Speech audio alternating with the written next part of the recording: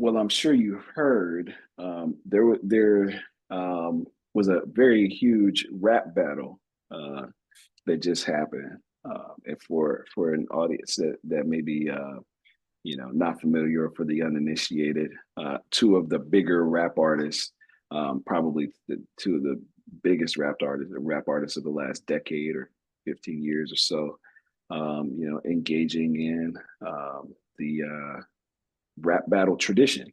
And so in that case, it's been mostly consumption and little reflection and creation. But like I said, the piece is coming out tomorrow. There's some reflection there. I don't know that I am a person. I have ADHD, and so it's difficult for me to stay on like a very strict regiment or what have you. And so what I try to do is create kind of loose rules for myself. It's like, hey, I spend time doing this, then I spend time doing that, but nothing that's like super rigid. And so whenever Kendrick Lamar decides to release a freaking, a diss song before I've had finished my coffee, then I'm like, I want to feel, I don't want to feel bad about myself for indulging. Right. You know what I'm saying? Yeah. So I don't know how well that I did answering that question, but I think, I do think for me, I won't say, I can't speak for other people, but for me, it's important to have some type of regular practice, writing, even if other people don't see like a lot of, I write so much that I never share. Right. Right. And so some of my close friends, they'll see stuff and they'll be like, you never put that out. I'm like, no, so, but, that's because I'm, waking up and, 5:30, stretch a little bit and then sit down and write. Yeah. Um, I mean, I think that is the role of the artist. Like the artist doesn't always have to share their art because they have to yeah. make things that are personal. That way they can give it to the world and the world can feel it from the way they've put it out. But sometimes I'm sure the best music that we've never heard, I mean, some of the best music that's ever been made has never been heard by the majority of us, right? Yeah. And then into the Kendrick and Drake thing, it's just like, what a time to be alive. Like you see the What two a time. so you see Yeah. the two best artists at other generation going at it. Like it's hard not to pay attention and watch and see all the moves and everything, especially being on social. Okay, Kyle, to be honest, Kyle, Yeah, go ahead. going into this thing, were you on Team Kendrick or Team Drake? I've always been a Kendrick fan, so Okay, hey, I think we should hang out next time I'm back home in Denver. yeah, Yeah. for sure, I'm with it. I think I mean because I'd have nothing against Drake actually. It's just more so I've always just enjoyed Kendrick's music more, if Yeah. anything. But speaking of art and music and all that, like Yeah. what pieces of art have really challenged your worldview in the last 2 or so years? Okay. Um, I can't I can't point to one like piece of visual art. For instance, um, I'll try to answer it this way. There have been people who I've there's one thing I've read, and then there are several people that I've kind of appreciated their art and they've helped kind of shape. So um, Jesse McCarthy has got this collection of essays called "Who Will Pay Reparations on My Soul." It is an incredible work of literary and just art criticism. Right, he covers so much ground, traverses so many different disciplines in within the criticism. And it's something where I was just like, wow, this is written for a reader like myself, you know. And so it's challenging in a way where not just that there are moments where it's like dense and you have to chew on it, but there are things that are thought provoking that are like, okay, when next time I'm in a at a gallery show next time I'm at an opening or a museum, like I want to know if I can, if I see it this way, Mm. So there's that.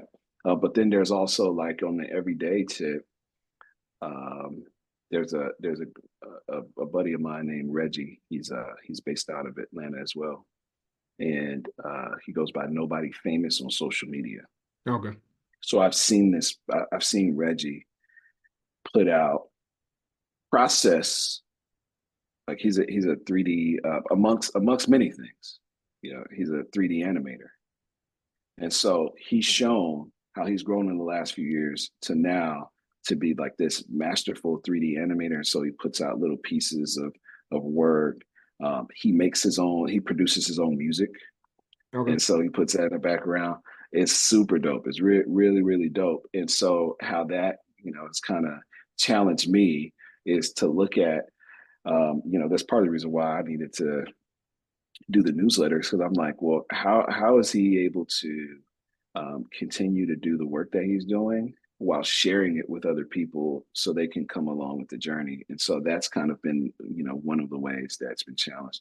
So that's kind of how I've been looking at it. It's like more so how a particular artist is facing the world at this point in time in history. No, it makes sense. I want to shift a little bit more into pop culture, just like Yeah.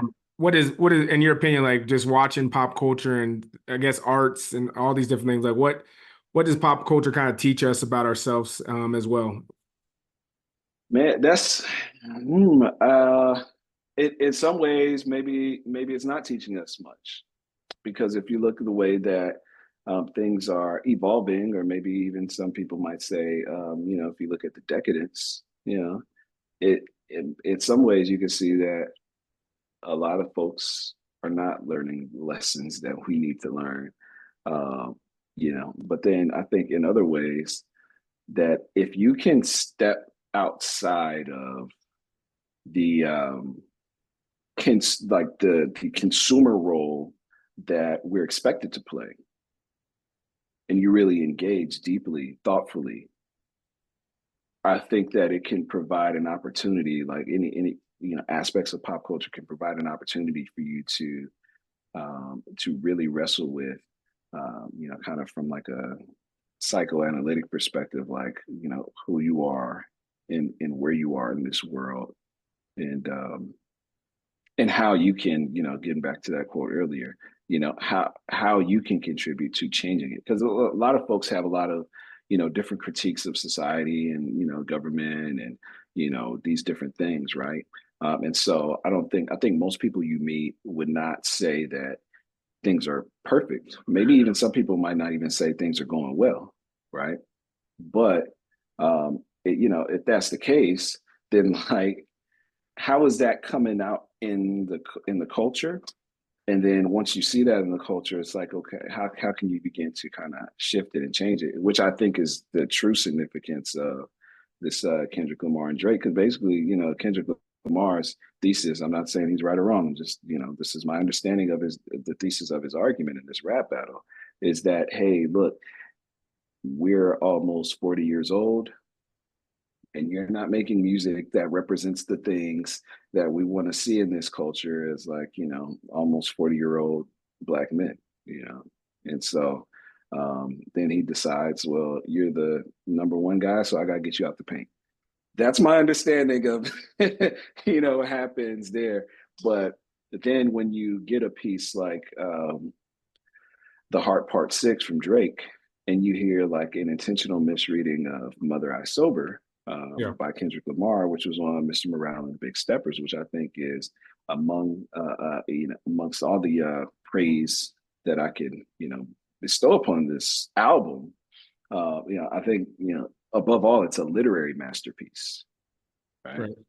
So when you're looking at this and he's talking about sexual abuse, that's kind of the history of sexual abuse in his family, and somebody his same age poking fun at that. On the other hand, I Mm. think that's kind of where you start to take the threads and the strands of like pop culture and to say, well, hey, what are we doing? Is this something that is this the person I want to be?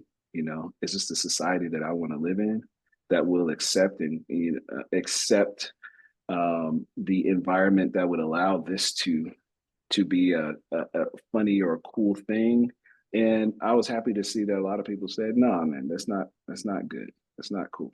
Yeah, I was honestly surprised too. I just being how popular Drake is, you would think that more people would be on the side of just like how he kind of makes music. But I think you saw a lot of people kind of push back on it, which kind of just goes to that's why I kind of want to talk to you. It makes a lot of sense when it comes to culture and pop culture. We see even things like Cat Williams kind of pushing back on truth this year. I'm not saying he was right on everything he's saying, but I think a lot of people want to be truth tellers and want to engage with art in a different way. Like when it comes to books, like how have you been able to engage with the words on pages it's themselves? Like do you outside of just the book itself, like when you go out in the world, how do you engage with the book that you've read? So practically, in a practical sense, like I'm writing in the margins, I don't watch a whole lot of TV, right? But when I'm doing, I'm just simply trying to make connections. So when I'm reading, it's like, okay, what did I just read? What does this mean? What am I trying to do? Like, is there anything I can do with this here? Like, does this apply to my life at all? And, right now, is this something I need to put on the shelf for maybe a future? If you enjoyed that clip, make sure you head over to www.bookumapp.com to download our app so you can connect with your favorite bookish content creators, start conversations, and start your own book club.